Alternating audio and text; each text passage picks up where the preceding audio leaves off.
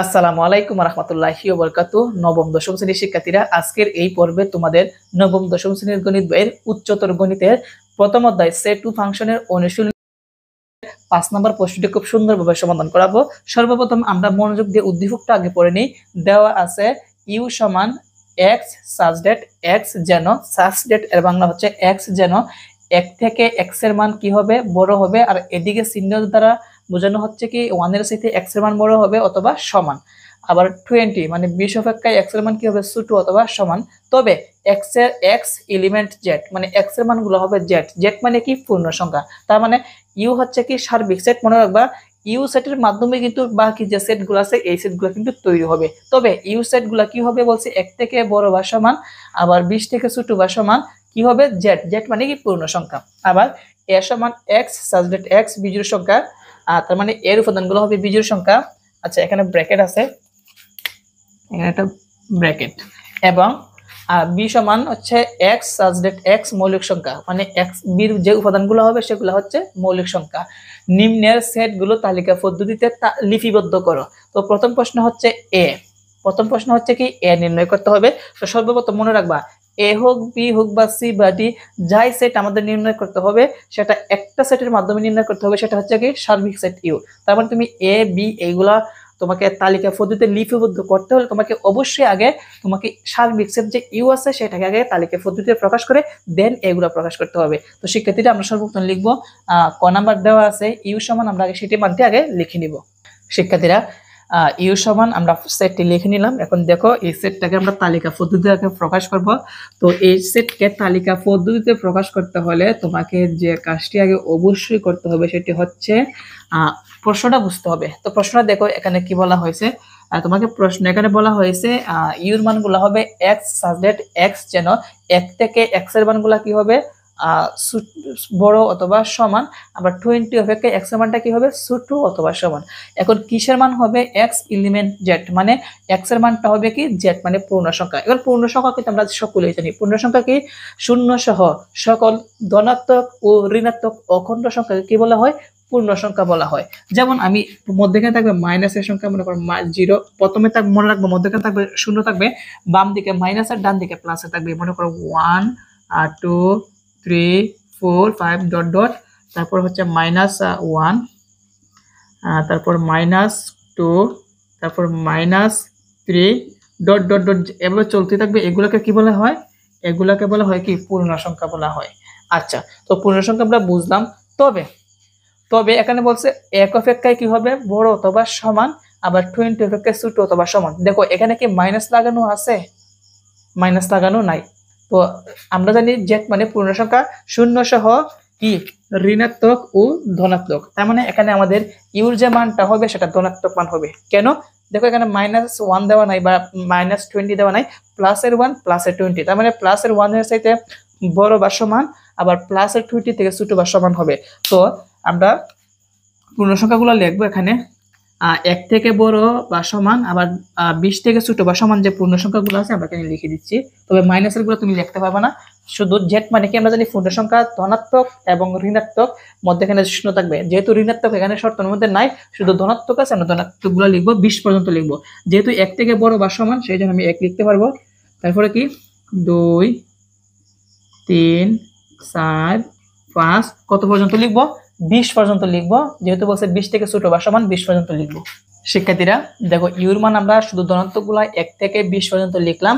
এখন দেখো আমাদের একের তালিকা পদ্ধতিতে প্রকাশ করতে হবে। তো এর সমান কি আছে লিখে দিই, এর সমান x সাচ দ্যাট x বিজোড় সংখ্যা। তার মানে আমাদের এর উপাদানগুলো কি হবে, অতএব এ সমান দেখো আমি বলছিলাম যে ইউ মানে কি সার্বিক সেট, এই ইউর মাধ্যমে কিন্তু বাকি সেটগুলো তৈরি হবে।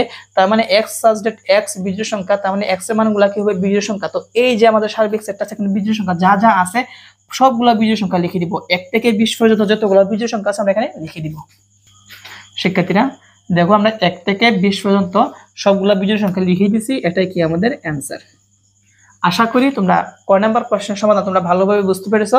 এখন যে কাজটি করবো আমরা খ নাম্বার প্রশ্নের সমাধান করাবো। শিক্ষার্থীরা দেখো খ ক হতে পাই ইউ সমান আমরা যে সেটটা আছে সেই সেটটা লিখলাম। এখন কিসের মান বের করতে হবে? বি সেটকে তালিকার পদ্ধতিতে লিপিবদ্ধ করতে হবে।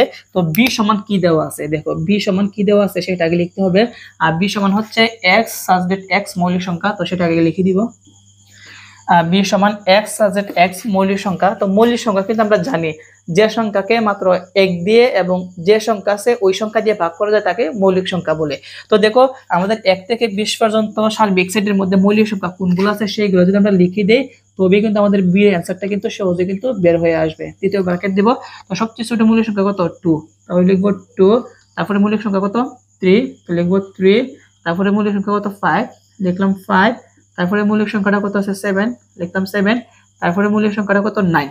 কিন্তু 9 কিন্তু মৌলিক সংখ্যা না, 9 হচ্ছে কি যৌগিক সংখ্যা, কারণ 9 কে 2 বা ততোধিক সংখ্যা দিয়ে কি করা যায়? ভাগ করা যায় বা গুণনীয়কগুলো আছে। তারপরে মৌলিক সংখ্যা কি আছে? 11, লিখলাম 11। তারপরে কত আছে? 13, লিখলাম 13। তারপরে মৌলিক সংখ্যা কি আছে? 17, লিখলাম 17। তারপরে মৌলিক সংখ্যা কত? 19, তো লিখলাম 19। দ্বিতীয় ব্র্যাকেট দিয়ে দিব, এটাই আমাদের অ্যান্সার। দেখো একদম সহজ, আমরা কিন্তু একদম সহজে কিন্তু আমাদের যে বি যে মানগুলো আছে তালিকা পদ্ধতিতে লিপিবদ্ধ করতে হবে। আমরা কিন্তু সুন্দরভাবে কিন্তু লিপিবদ্ধ করতে পারলাম। আশা করি তোমরা ক এবং খ প্রশ্নের সমাধান তোমরা ভালোভাবে বুঝতে পেরেছো। এখন ঘ নাম্বার প্রশ্নটি সমাধান করাবো। শিক্ষার্থীরা দেখো গ নাম্বারের মধ্যে বলছে সি সমান এক্স সাবজেক্ট এক্স এলিমেন্ট এ এবং এক্স এলিমেন্ট বি।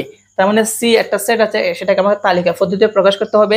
এটার ভিতরে দেখো এ এবং বি সেট আছে, এ এবং বি সেট আছে। তো আমরা কিন্তু এ এবং বি কিন্তু ক হতে পাই এর সমান আমরা এইটা পেয়েছি এবং ক হতে পাই বি সমান এইটা পেয়েছি, কিন্তু এটা লিখতে হবে না, এটা আমরা মুছে দিচ্ছি। ইউ সমান আর লাগবে না, এইটা আর লাগবে না, এটা আমরা মুছে দিলাম।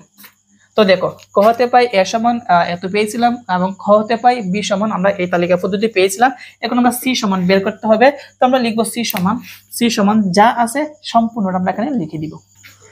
শিক্ষার্থীরা লক্ষ্য রাখো, সি নাম্বার সেটটি তালিকা পদ্ধতিতে প্রকাশ করব। তো দ্বিতীয় ব্র্যাকেট জায়গায় দ্বিতীয় ব্র্যাকেট দিয়ে দিলাম, এক্স সাবজেক্টের জায়গায় এক্স রেখে দিলাম এবং আমাদের এখানে এক্স এলিমেন্ট এ এবং এক্স এলিমেন্ট বি থেকে আমরা কি কমন নিতে পারি? এক্স এলিমেন্ট আর এক্স এলিমেন্ট কমন নিব।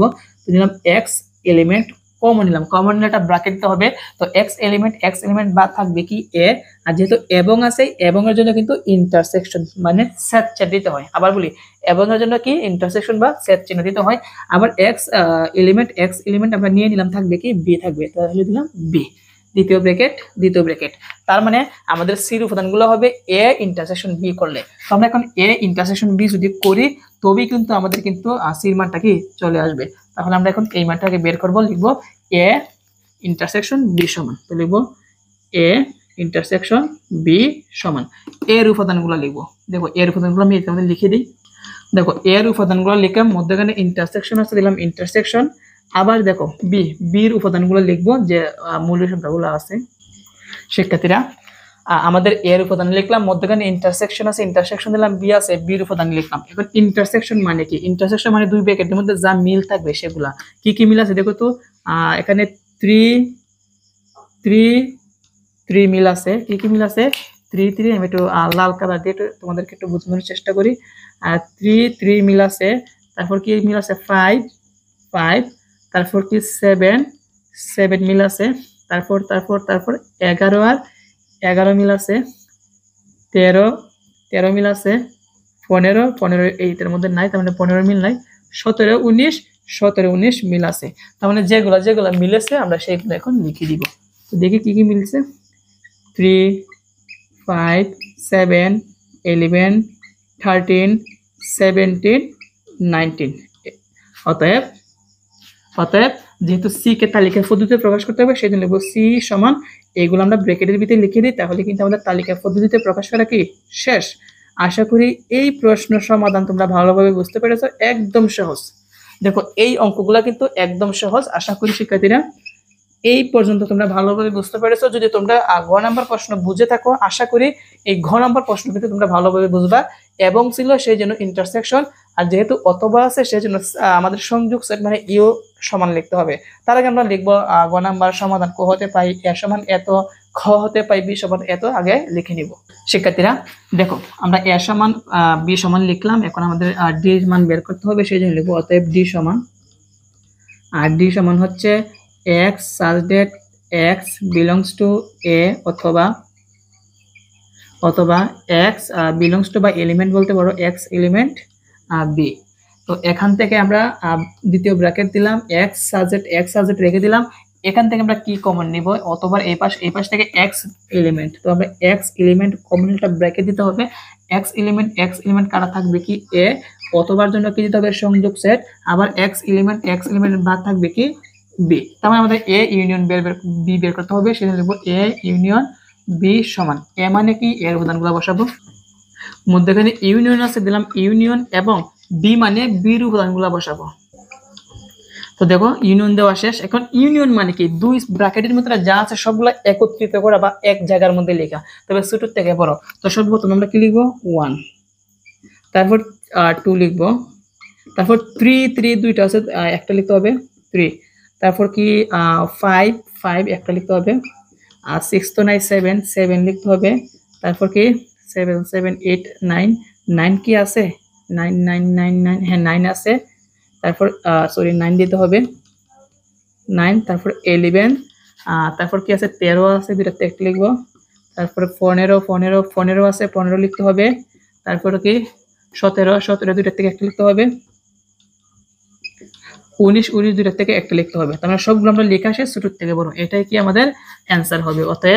অতএব ডি সমান, যেহেতু ডি শেষ, ডি সমান 1 2 3 5 7 9 11 13 15 17 19, এটাই আমাদের অ্যান্সার। দেখো একদম সহজ। তো শিক্ষার্থীরা, আশা করি আজকের এই ক্লাসের মাধ্যমে তোমাদের নবম দশম শ্রেণীর গণিত বইয়ের উচ্চতর গণিতের অনুশীলনী 1.1 সরি অনুশীলনী কিন্তু 1.1, আশা করি এই অঙ্কগুলো তোমরা ভালোভাবে বুঝতে পেরেছো। পরবর্তী পর্বে বাকি অঙ্কগুলো সমাধান করবো। আজকে এখানেই, আসসালামু আলাইকুম।